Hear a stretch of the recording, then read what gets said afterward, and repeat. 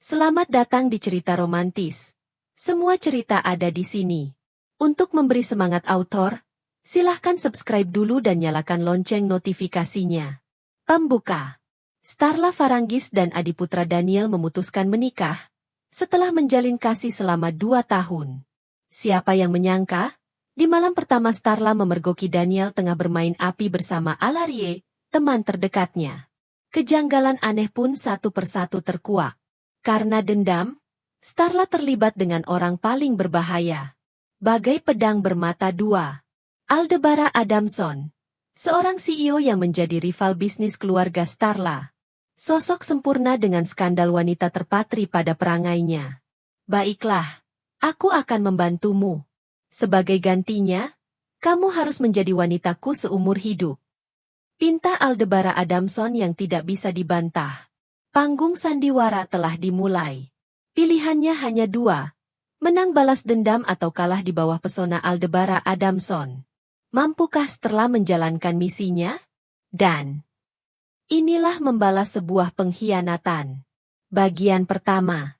Di hari pernikahan, gemerlap lampu hias dekorasi masih mentereng, menghiasi ballroom sebuah hotel ternama. Jajaran makanan ringan hingga berat tersaji pada masing-masing meja. Alunan musik lembut melengkapi suasana malam. Wedding organizer masih dengan stamina terjaga, menyambut para tamu yang terus berdatangan. Ini adalah acara super megah, yang dilangsungkan dalam pernikahan putri tunggal mereka, Starla Faranggis. Oh my god, honey, you are so beautiful. Apa kamu benar-benar Starla kecil kami? Guyon seorang parubaya. Tentu saja, tante. Aku Starla kecilmu yang dulu suka menyiksa ikan-ikan kesayangan Om David. Hahaha, benar-benar? Kekahannya terdengar lirih di antara riuh suasana. Bagaimana kabar Om David? Aku tidak melihatnya. Starla celingukan mencari. Maaf honey, David ada keperluan bisnis di Swiss. Dia akan kembali lusa.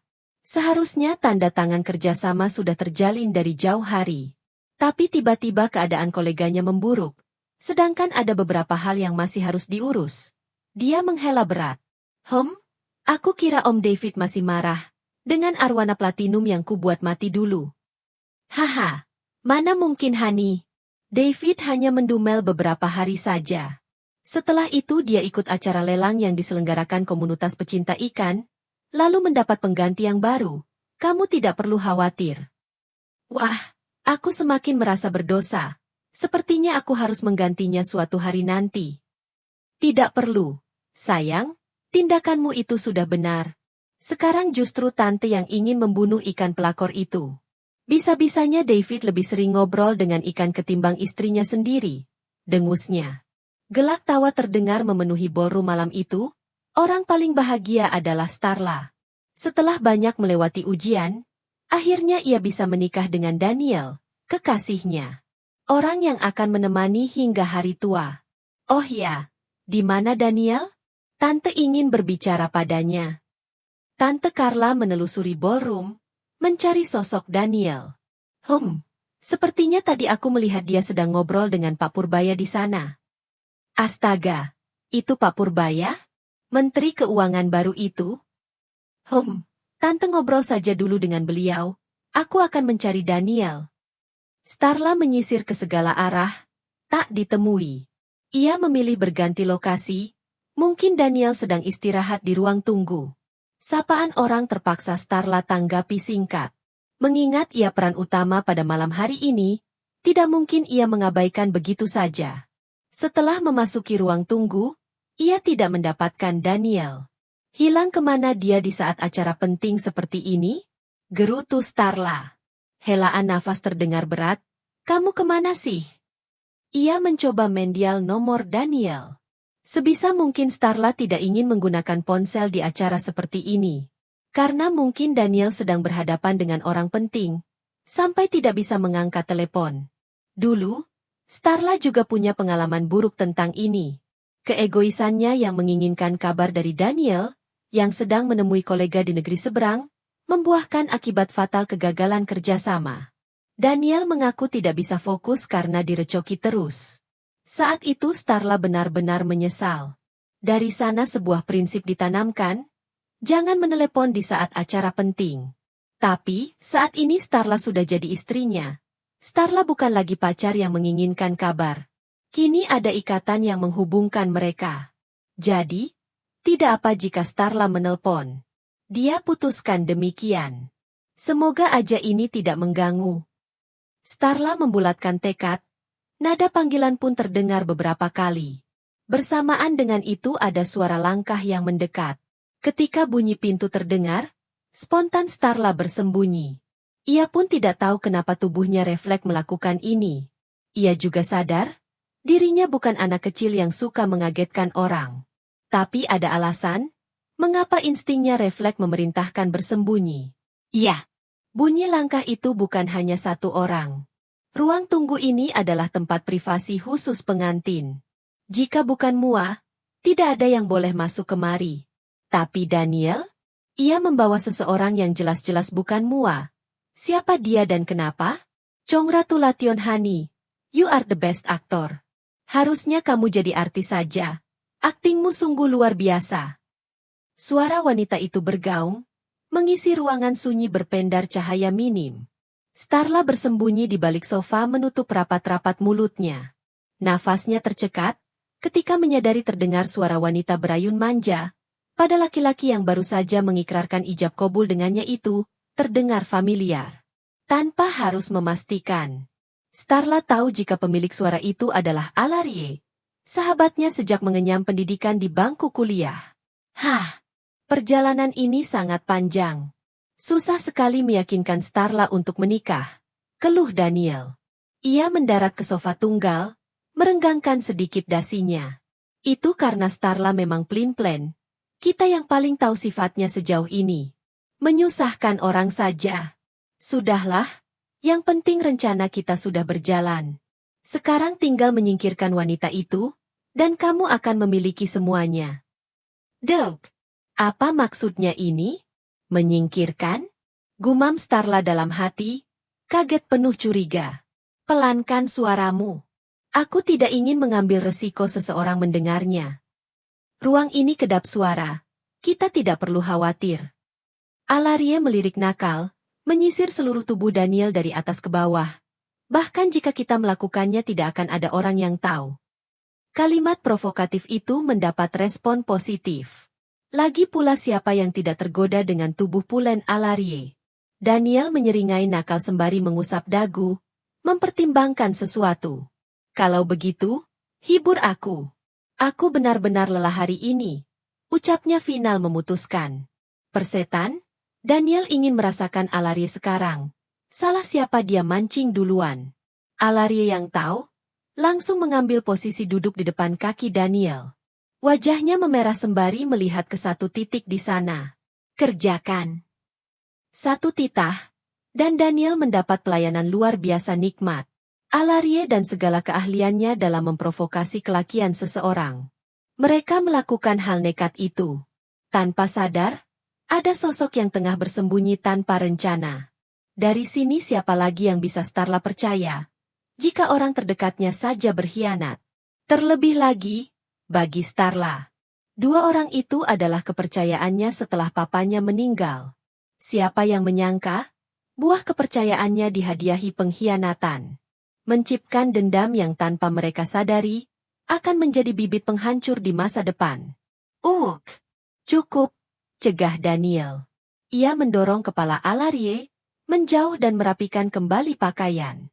Puncak kepuasan telah ia dapatkan, ia baru ingat tadi ponselnya berdering. Tertera nama Starla di layar. Sepertinya Starla mencariku, ucap Daniel. Wajahnya tersinari terang cahaya ponsel. Aku harus ke ballroom, lanjutnya. Tinggallah bersamaku sebentar lagi, ya? Alarie memelas, karena bagaimanapun hari ini cukup berat. Ayolah, baby. Aku tidak ingin membuat Starla membenciku di hari bahagianya. Tapi, ini hari terberat untukku. Kita sudah pacaran sejak kuliah. Selama ini aku tidak pernah mengeluh kamu jalan bareng Starla. Tapi hari ini, lelakiku baru saja mengucapkan ikrar pernikahan di depanku. Ini menjadi hari terburuk seumur hidup. Aku hanya minta beberapa menit darimu. Apakah tidak bisa? Lagian aku belum dipuaskan, ucap Alarie cemberut. Baby, kamu yang paling tahu posisiku. Ayolah, bukankah ini demi kita? Aku juga berat meninggalkanmu. Baiklah, tapi aku punya syarat. Apa? Berjanjilah untuk tidak tidur dengan Starla. Baby, kita sudah bahas ini berulang kali. Starla akan curiga kalau aku tidak menyentuhnya. Melihat Alarie berlinang air mata, membuat Daniel memeluk wanita itu. Maaf baby, ini juga demi masa depan kita. Kalau begitu berjanjilah, kamu tidak akan memiliki keturunan dengannya. Daniel tidak bergeming. Cukup berat memenuhi janji itu, mengingat sorotan media terarah padanya. Ya, aku berjanji, dustanya kemudian. Mereka saling berpelukan sebelum keluar bergantian, didahului oleh Alarie kemudian Daniel. Masih di tempat yang sama. Starla bangkit, mendudukkan diri ke sofa. Matanya kosong memandang kursi tunggal di sana. Samar tercetak noda basah di satu titik. Semakin membuat mata Starla memanas. Ia tak kuasa menahan sesak hingga air mata itu luruh pilu. Brengsek kalian. Umpatnya di sela hembusan nafas berat. Dering ponsel mengalihkan fokusnya. Ia melirik sekilas dan mendapati Daniel menelepon. Starla benci dibohongi, Starla benci dikhianati. Oleh karena itu, Starla harus melihat kedua manusia hina itu mengemis ampun. Iya, Starla memang pendendam. Memangnya hal apa lagi yang bisa membuat wanita tulus melancarkan balas dendam, jika bukan pengkhianatan? Terlebih dengan semua usahanya sejauh ini, meyakinkan papanya. Dan bahkan menjadikan Daniel dari yang tidak punya apa-apa menjadi seorang elit, yang pantas bersanding dengan keluarga Faranggis. Halo. Sambut Starla, mati-matian mengontrol murka. Sayang kamu tadi nelpon. Kenapa? Iya, tadi Tante Sarah mencarimu. Oh iya, tadi aku sudah bertemu beliau dan mengobrol. Sekarang kamu di mana? Aku? Terdengar deheman dari seberang sana, diikuti suara bising banyak orang. Oh ternyata sudah selesai mencumbu? Starla pikir mereka akan melakukannya lagi. Menjijikkan sekali. Aku di kamar mandi. Dusta Starla. Menyorot nanar kursi tunggal tempat mereka bercumbu tadi. Rasanya lidah ini sangat kotor. Hanya karena berkomunikasi dengan pria itu. Kemarilah. Tante ingin mengambil gambar kita berdua. Baiklah. Ucap Starla lalu mematikan panggilan. Starla jejak melangkah ke cermin, tempat ia menghias diri bersama Mua tadi. Mengambil fondation dan beberapa lainnya, untuk memperbaiki make-up-nya yang luntur berkat air mata. Mengoleskan dengan teliti, hingga olesan lipstik merah menjadi sentuhan terakhir. Starla bukan tipe wanita lemah. Mata dibalas mata, api dibalas api. Saksikanlah. Pembalasan menyakitkan dari manusia yang telah membuang semua cinta dan harapan. Bibirnya menyeringai ngeri. Kita lihat, si topeng monyet beraksi. Aku ingin tahu segila apa dia bersandiwara. Hari ketiga setelah menikah. Daniel dan Starla pindah ke apartemen. Alasannya karena lebih dekat dengan kantor dibanding rumah utama. Sepertinya kamu belum rela meninggalkan rumah. Apa kita kembali saja? Tawar Daniel yang melihat Starla melamun, memandang pemandangan kota dari lantai 12 apartemen elit Lois Heaven. Benar, aku memang masih belum rela, walaupun papa sudah tidak ada. Kenangan di rumah itu mendekapku seperti papa dan mama masih hidup. Tapi, ini sudah resiko. Aku sebagai istri tidak boleh egois bukan? Karena aku tidak lagi sendiri. Aku milikmu sekarang. Seulas senyum terpatri.